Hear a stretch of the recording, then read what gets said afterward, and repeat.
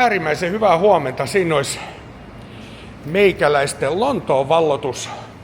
Auto lähdetään purkkaamaan perinteisesti ja tästä me huomataan heti yksi hauska juttu, että normaalisti ratti olisi tässä. Mä oon ajanut jonkun verran tuo puolelle, mutta siitä on jo aikaa. Onneksi on automaattivaihteinen. Saas nähdä mitä tästä tulee. Otetaan tonne. Jännä rekkari Elsi. Otetaan tonne vaan ja katsotaan alkufiilikset. Tää oli joku kiinalainen Nissani näköjään jo. Tosta penkki taakse ja on tää kyllä jännä fiilinki olla tavallaan eri puolella, tai mitä tavallaan kuin olla. Tässä on semmonen vinha selitys muuten tästä, että minkä takia jossain päin maailmaa ajetaan täällä puolella, niin hevosiin nousti luontaisesti aina oikea puolella. Eikö oliko se vasemman puolella? Miten se story meni? Hevosen selkään nostaa vasemman. Niin, mutta miksi me nostaa nyt täällä oikealla? Ne nousi oikeaan hevosen. Niin, en tiedä. Ajetaan tiellä. Joo. Saas nähdä miten käy. Lontoossa on muutenkin aika hurja ruuhka, niin katsotaan, lähdetään nyt ainakin liikkeelle ensin. Ensimmäinen risteys ja kyllä on 3 ryhmittäytymisvirhettä vastaan ja kerran vastaan tuli ja kaistaa oikein reilusti ja ollaan kuljettu matkaa, mitä tästä on mennyt 400 metriä. Tässä on tosi hankala muistaa nytkin kun me käännytään siis oikealle tässä. Niin monihan lähtisi tietysti tosta painaa tonne, mikä saattaisi olla melkoinen virhe. Mutta tästä täytyy mennä yli tonne ja ryhmittäytyy sitten niin kuin vasemmalle puolelle. Onneksi ei tämän kovempaa ruuhkaa ole. Joo, ei tää ihan helppoa, mutta ei mahdotontakaan. Nyt päästiin noin Lontoon risteykset pois ja vähän tämmöisillä väljemmillä vesille. Tämä nyt just ei ole moottoritie, mutta tästä täytyy aina muistaa sit pysyttää vasemmalla kaistalla. Ja mulla oli semmonen muistikuva, että tää vilkkukin olisi niin kuin väärää puolella. Tää on nyt tää vasemmalla.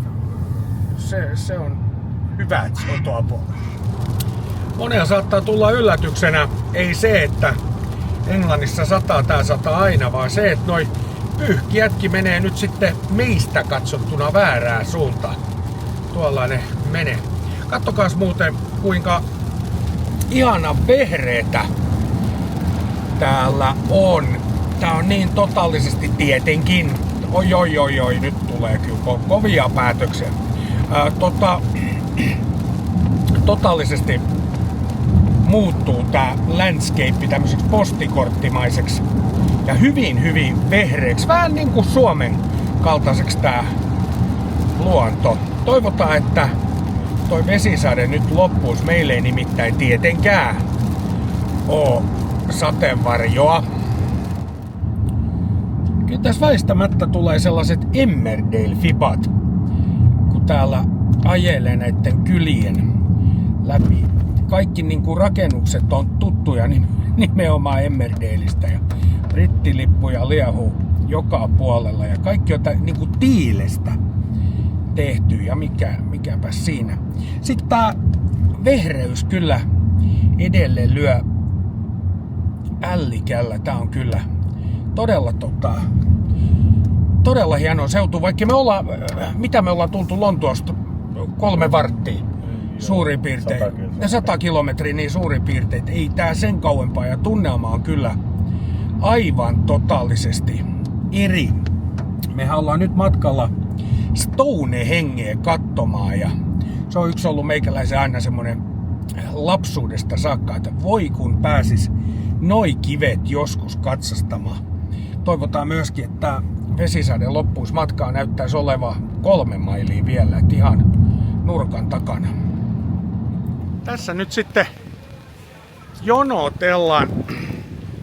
Tästä on bussikuljetus kuulemma jonkun verran. Olisiko sinne ollut parin kilometrin matka tässä pisteestä. Kyllä siellä näköjään innokkaammat tuolla kävelee.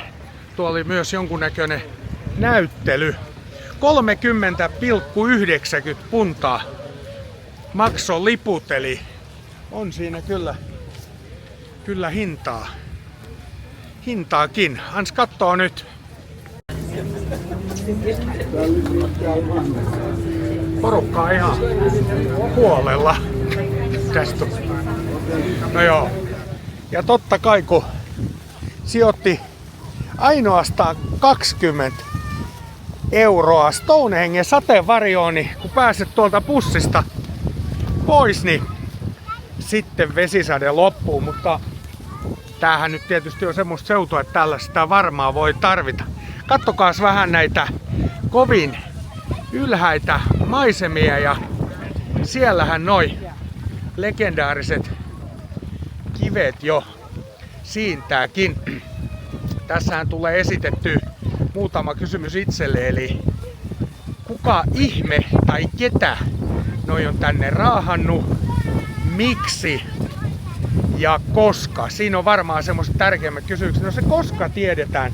Suurin piirtein 2500 vuotta ennen Jeesuksen ensimmäistä parkaisua tähän maailmaan, niin se on näitten iäksi jollain keinolla saatu. Ja mitä? Niin tätä on nyt arveltu. Täällä on annettu muutamia sellaisia niin kuin käyttötarkoituksia. Yksi olisi sellainen, että taisi jonkunnäköinen druidien, eli tämmöisten menninkäisten ja muiden samaanien rukoilupaikka ollut. Ja sitä tää tavallaan onkin, ainakin tämän päivän druidit tuo käy. Ja tätä muuten pääsee sitten koskettelemaan noita kiviä yhtenä päivänä vuodessa, ja se oli juhannuksena. No yksi toinen käyttötarkoitus on, kun on asetettu hienosti nämä kivet vuorokauden mukaisesti, niin tää olisi jonkunnäköinen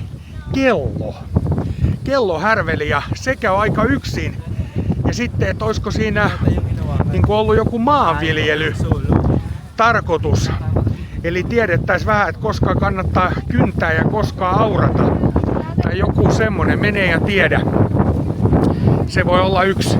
Näistäkin nyt tietysti vielä vähän kiistellään. Tai kiistellään, mutta tutkijat esittelee kaikennäköisiä näkemyksiä. Mutta kattokaas kuin upeata maisemaa tää on.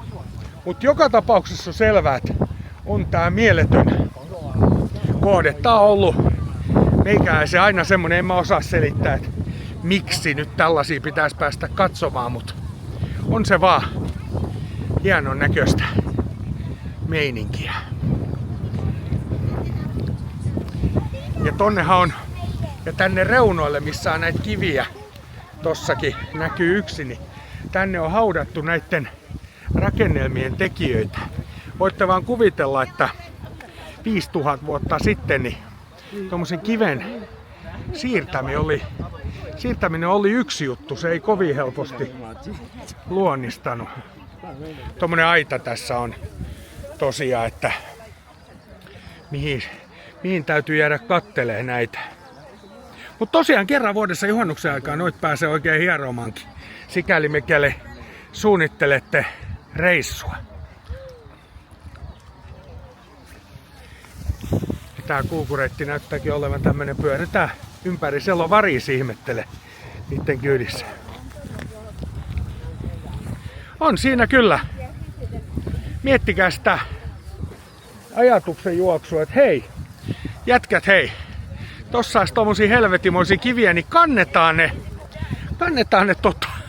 tonne pellolle ja aletaan rukoilee ja laulaa.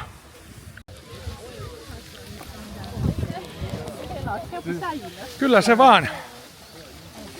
Tunti menee täälläkin. Tässä olisi tämmöisiä jonkunnäköisiä opastettuja kiertokävelyjä vielä, mutta niille mä sanoin tällä kertaa, että ei kiitos. Oliko tää kaikki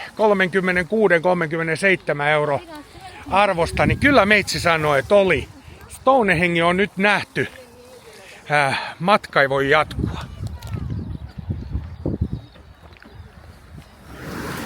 Ja sitten kun ollaan maaseudulla, niin sitten totisesti ollaan. Kattokaas vähän noita peltihökkeleitä, mitä on sitten aivan silmän kantamattomia.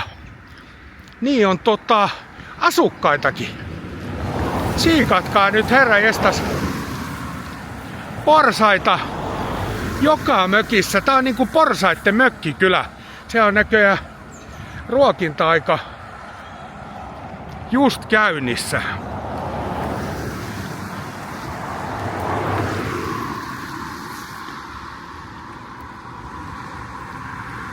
On niitä. Mikäs tossa porsaitte olla? Tää on niinku tosiaan porsaitte mökkikylä. Ei tällaista vastaa Suomessa tuu. Mä väitän, että toikin porsasperhe tossa, niin ne on ihan onnellisia.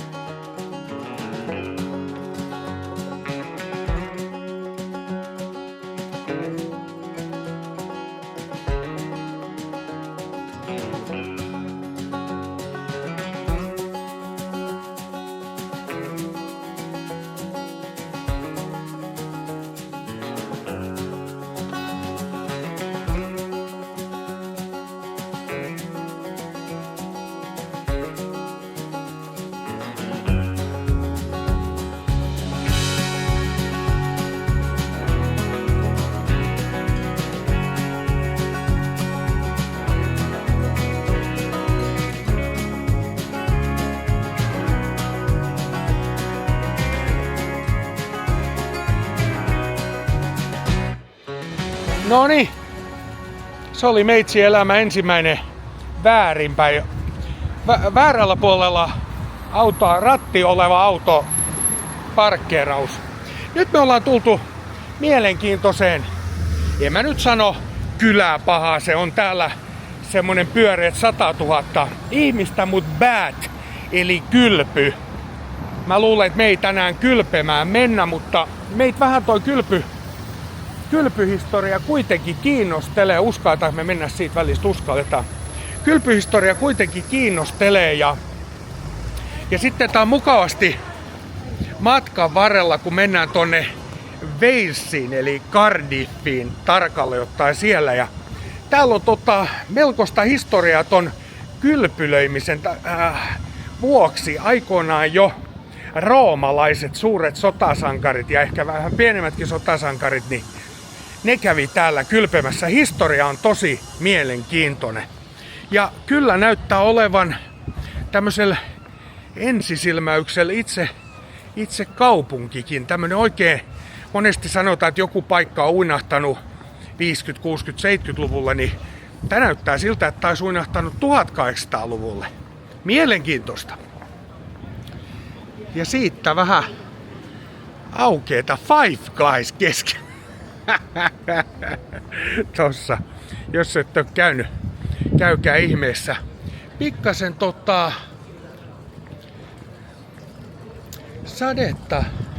sadetta pukkaa, mutta ei onneksi paljon.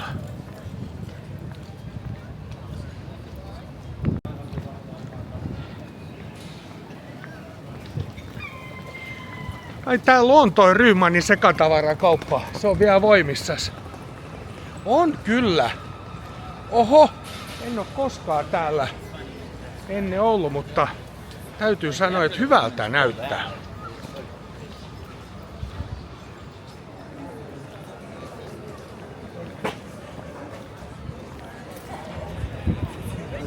No niin, on täälläkin näköjään sitä porukkaa. Ja kylpylöitä nimensä mukaisesti. Täällä on vaikka ja kuinka paljon. Ehkä just se roomalainen kylpylä on se kaikkein. Kato, täällä on päät makkarakieli. Voi samalla kun kylvet, niin ottaa pienet makkarat. Se on aika hyvän näköinen. Ja täällä on meidän ensimmäinen upea kohde sitten. Tää on Bad Appel kirkko. 1200 ihmistä vetää vieläkin. Ja se mikä tästä tekee hauskaa, niin tää on edelleen toiminnassa sunnuntai Jumalan palveluksia ja tommosta. Tää on Britannian nuorin keskiaikainen suurkirkko. Ja kuunnelkaa, musiikistakin jo tietää heti, että nyt tullaan. Kirkon torniin, tonne voi kiivetä 212 askelmaa, joutuu kärsimään, jos menee, mutta mitäpä sitä ei tekisi. Tän rakennustyöt aloitettiin 1499, eli on siinä sitä historiaa, koottilaista meininkiä. Ja tässä on sitten Rooman Bats aivan vieressä. Tuolla ne aikoinaan porsastelivat ja humaltuivat ja vaikka ja mitä. Tää auki on siis jo sinään tietysti pelkkää dynamiittia ja paljon nähtävää, tanssiso-esityksiä, baareja, ravintoloja, paikkaa ja mitä. Ja historiaa tosiaan täällä on ja tää on just hieno, kun tää on jätetty. No en nyt voi sanoa sellaiseksi, kun roomalaiset täältä lähti, on tässä nyt pieni tatsikin päällä, mutta hyvin pitkälti kyllä. Kloorivesi haisee, niin kuin kylpylöissä kuuluukin. Tuolla on se torni.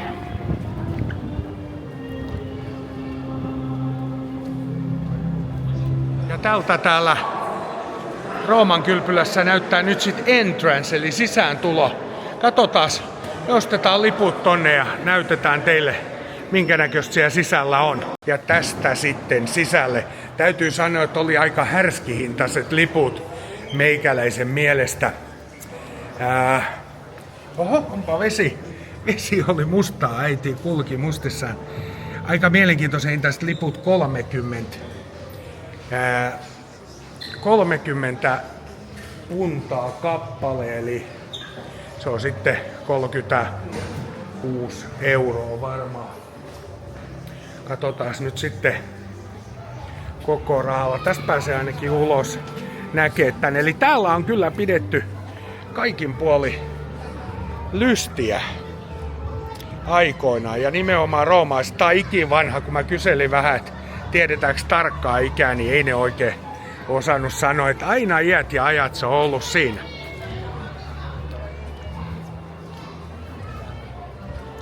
Mä kysyin äsken tuolta lipumyyjältä, että me mennäänkin sitten uimaan, niin sä luoja paratkoon, että ei uida saa. Vähän sitä, mutta kun britti-ihmisetkin tulee tuonne Costa del Soliin, niin ne hyppää parvekkeelta, tuolla se kirkko. Parvekkeelta uima-altaan se sai tai ei. Hän sanoi, että hän tietää, kyllä on britit porsaita, mennään tonne päin.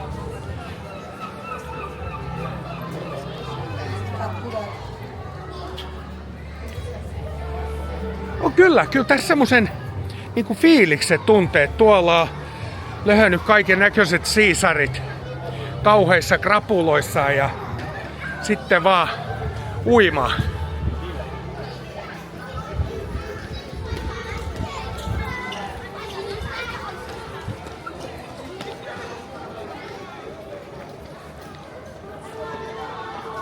Ja tässä on vielä toi kirkko. Kirkko takaa. Tää on kyllä upea kaupunki. Kerta kaikkiaan. Katsotaan, päästäänkö me jotenkin tonne alas.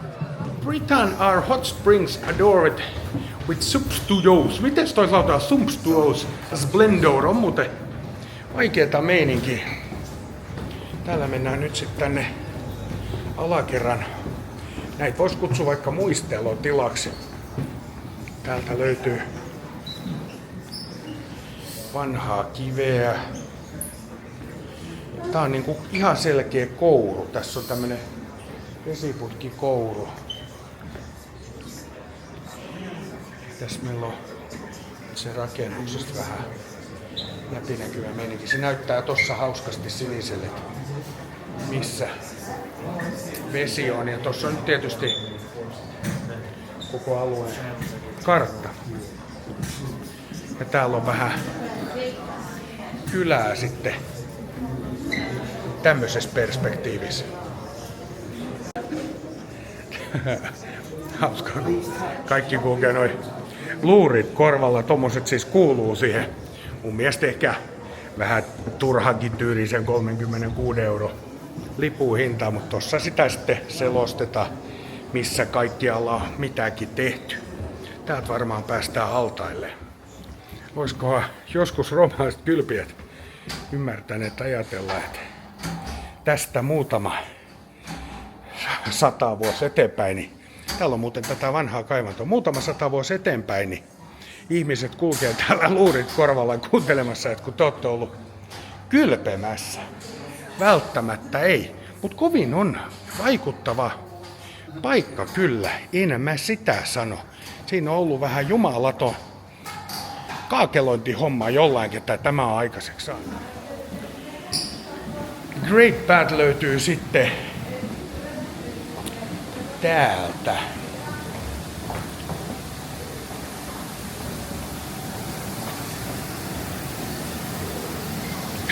Se siis, mikäs tuolla lorisee, niin tosta tulee se kylpyvesi tietysti jollain tavalla.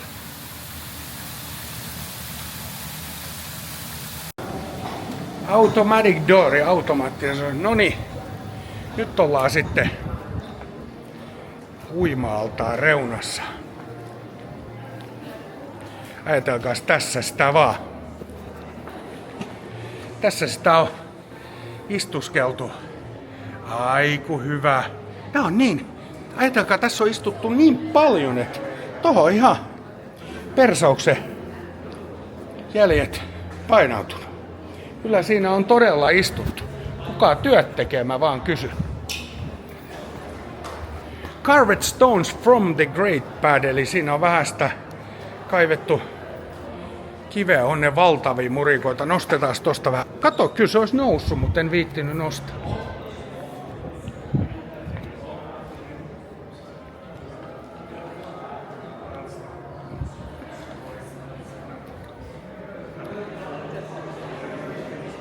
Joo, sen takia, vaikka meikäläisen päällimmäinen matka oli toi Cardiffi, niin oli juuri tämän kaiken historian takia pysäytettävä tänne. Onhan tää mielettömän hieno kokonaisuus. Oho, onpa kirkasta täällä. Siinäkin he on kuin konsanaan kreikkalaisessa kylpylässä. Älä pudota, kuulaa sinne. Joo, tää oli tällä nähty tää Bath, varmasti hieno kaupunki. Ei siinä mitään, mutta me jatketaan kohti Cardiffia ja Walesia. The Pump Room. Mikä huone sekin on? Joo, siinä tuli kylpylät katsottua, ja kun katsoo tässä ympärille sen jälkeen, niin kyllähän täällä semmoista kylpylämeininki on, että ei ihme, että tän nimi nimenomaan Bath on. Todella mielenkiintoinen ja tutustumisen arvoinen paikka. Kyllä täytyy sanoa, että rahastuksen kulttuuri ei lopu, kun kerran Englannissa ollaan. Hinnat ei pieneet, tietenkin turistirysinä on, vaikka tuolta Lontoosta pois lähteekin. Katsotaan muuten tästä baguettes, eli patongit, sämpylät. No jaa, 3,5 euroa, 4 euroa. No. Leipä-juomaa ja sipsejä 6. Joo, crisps. Ei oo paha. Ja siitä pientä leivonasta. Niin. Kyllä täytyy sanoa, että tulkaas kokemaan tämä ihana ja viehättävä kaupunki. Jääkää vaikka yöksi, jos siltä tuntuu. Mua kutsuu nyt Cardiff. Joo, Prince of Wales Bridge. Aletaan lähestyä Walesia ja matkanteko on sujunut tosi mukavasti. Yllättävän nopeasti tähän tottuu tähän liikeen oikeanpuoleiseen liikenteeseen. Ei ollut mitään ongelmia. Katos, kun on jylhät maisemat. Se tietysti näkyy ne siitä kamerasta, mutta iso on tämäkin silta. Mut nyt me ylitetään Severni. Joo, ja siitä sitten Walesin puolelle niin Tyrät-rötky. Ajatelkaas, se on semmonen 200 mailia eli 300 kilometrin rykäys ja tuolta Lontoosta ja siitä pamautellaan Stonehengeen ja sitten ollaankin jo Cardiffissa eli Walesissa, vähän niinku eri maassa, vaikka ei sittenkään. Kyllähän tää Iso-Britannialle kuuluu.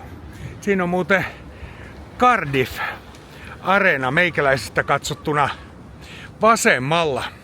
Hiukan reilu 370 000 asukasta ja ensimmäinen merkille pantava asia, mikä olen tää huomannut, niin missään ei ollut niin pitkät liikennevalot. Se on aina 4 minuuttia laaki, eli ne ei kovin nopeasti vaihdu. En tiedä miksi.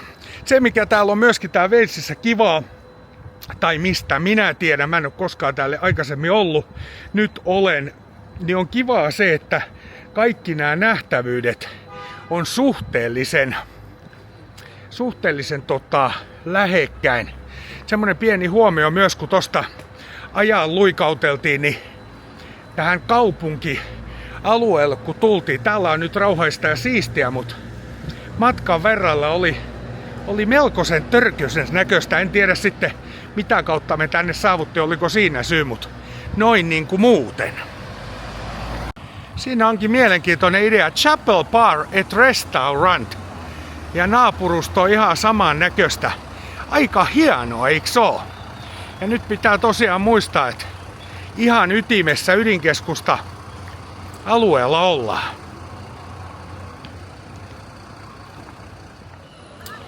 Ai että kun täällä on nättiä. Walesihän tunnetaan tietenkin Walesin tiikeristä eli Tom Jones sex-pommista.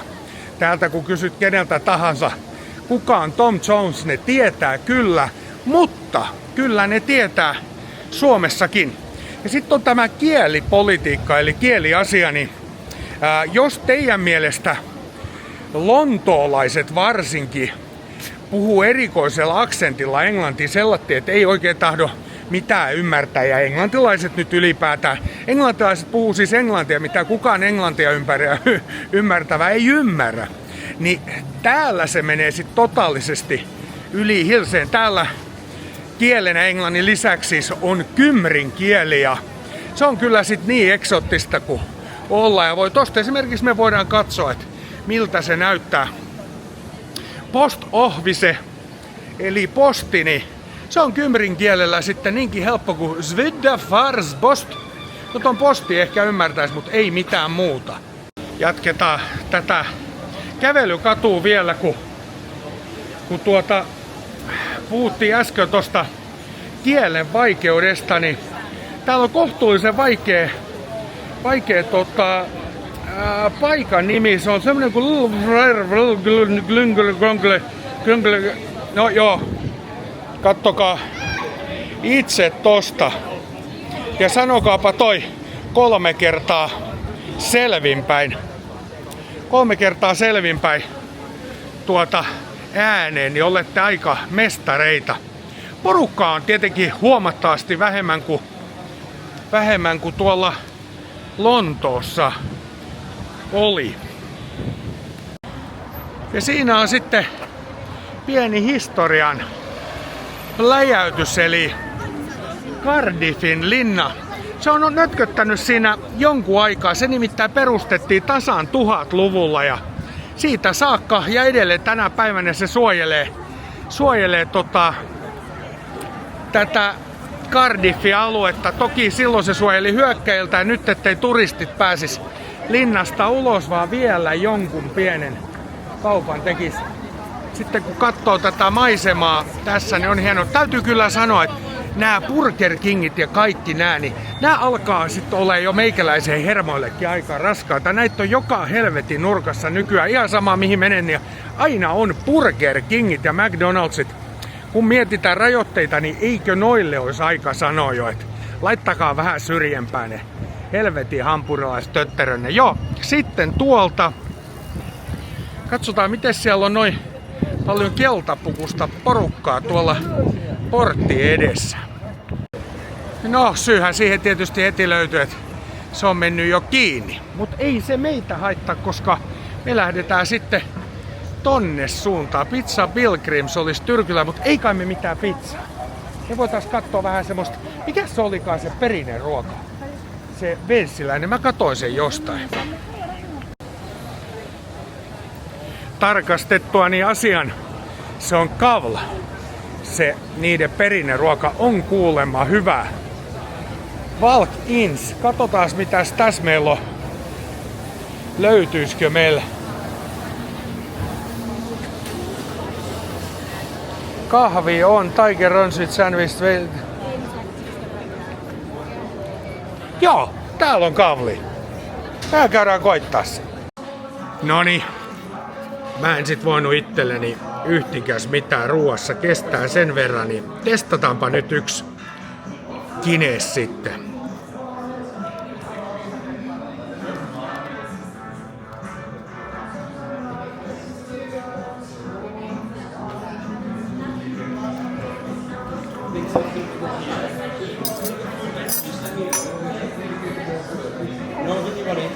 Kauhea, kun sitä on monta vuotta ollut juomat Guinnessin, kun se on niin paha makuus, mutta toi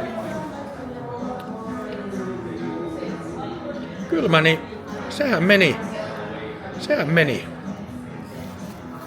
Yllättävää.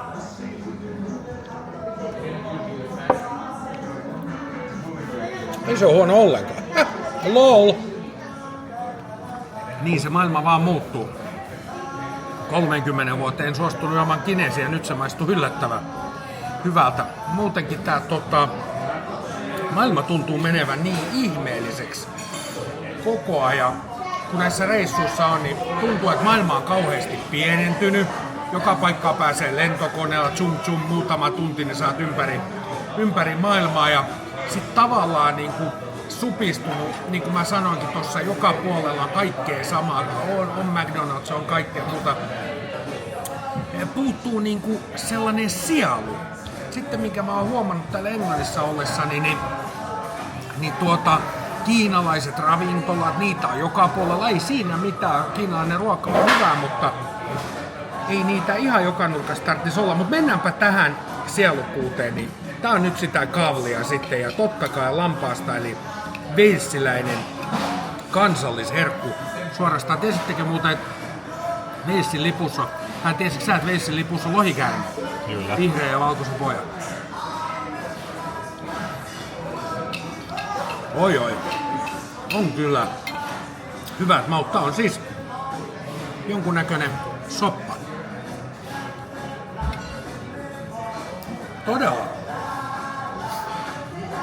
Todella jees. Oikein semmonen aromikas. Tällainen päivä meillä oli tänään. Kiitos, että katsoit. Ensi kerralla, eli huomenna, niin mehän lähdetään käymään sitten Diddley Squatilla, eli Jeremy Clarksonin farmilla. Tätä on odotettu. Kiitoksia, että katsoit. Muista tilata kanavaa.